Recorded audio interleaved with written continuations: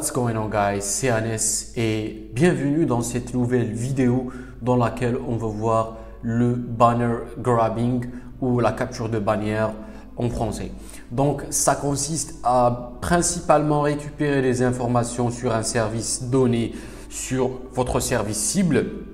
Donc par exemple, dans cette vidéo, on va voir le banner grabbing avec Netcat. Vous pouvez le faire avec d'autres outils, notamment Nmap. Mais on va se concentrer sur Netcat dans cette vidéo. Et on va, avec Netcat, donc c'est un logiciel qui va nous permettre d'établir des connexions TCP ou UDP avec notre serveur cible et éventuellement trouver la version des services qui s'exécutent sur ce serveur. Donc voilà, comme je vous ai dit, on va utiliser Netcat. Donc Netcat, il est déjà installé sur Kali Linux. Il suffit juste d'entrer nc netcat, puis l'adresse IP du serveur, votre serveur cible. Si vous faites un pentesting par exemple sur un serveur Linux, donc vous allez entrer l'adresse IP du serveur. Donc ici dans cet exemple, j'ai un serveur sur le 8.104 et si je veux savoir la version du serveur web qui s'exécute sur ce serveur, je peux faire par exemple le port 80. Donc ça c'est l'adresse, donc ça c'est Netcat. Ensuite l'adresse IP du serveur cible. Ensuite le port que je veux récupérer ces informations. Donc avec cette commande, je peux récupérer. Donc si dans ce cas c'est un serveur web, donc je vais faire http:/1.1, ensuite 200 pour le OK et vous voyez ici des informations concernant le serveur web sur le port 80. Donc comme vous voyez ici, c'est un serveur type Apache 2.2.8. donc c'est un système Linux Ubuntu pardon. C'est un système Linux Ubuntu. Donc Ubuntu, c'est une distribution Linux basée sur Debian. Et on voit ici que server at Metasploitable, donc c'est un serveur Metasploitable sur le port 80. Donc on voyait ça, c'est les informations concernant le serveur web qui s'exécute sur le serveur avec l'adresse IP 8.104. Même chose si on veut par exemple récupérer les informations du service SSH, je peux préciser le port 22. Et ça va lancer la capture de bannière. Et on voit ici SSH 2.0 OpenSSH 4.7.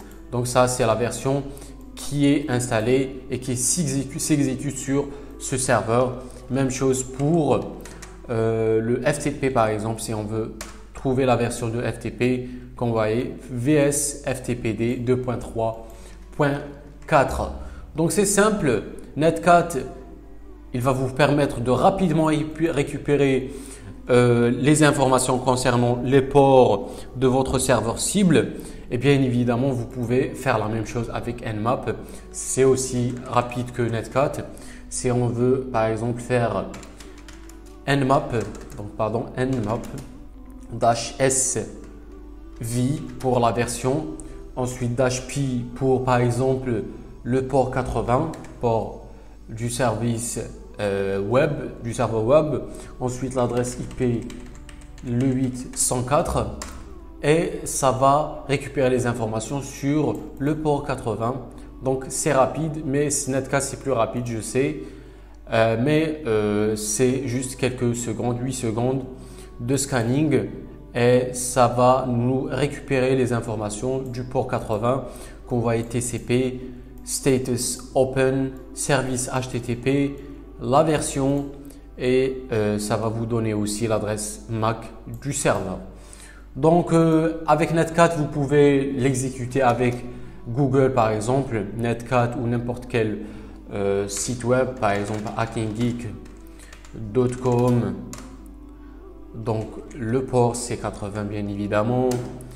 Et ça va vous récupérer les informations. Si on fait get, donc get/http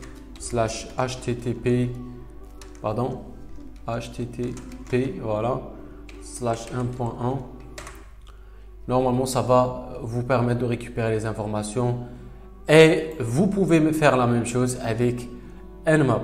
Donc voilà comment faire du banner grabbing ou capture de bannière avec Netcat. Et c'est bien de savoir utiliser le banner grabbing avec plusieurs outils au cas où vous tombez sur un box qui n'a pas les outils que vous êtes habitué à utiliser, notamment Nmap et Metasploit.